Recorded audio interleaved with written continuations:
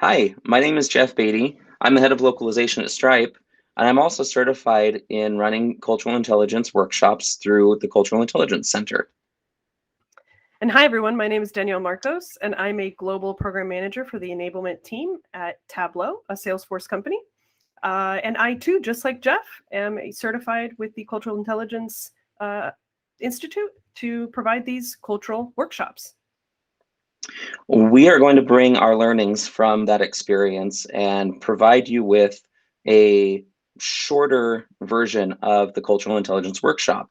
So coming into this, you will be able to learn what cultural intelligence is, and you'll also be able to learn what the framework is to be able to cultivate cultural intelligence skills. And in addition to all of that, we're also going to do some scenario role playing, and we're going to break some stuff down just to start applying some of the stuff that we're going to be learning together. So come join us. Have fun. Yeah, we can't wait to hear your questions.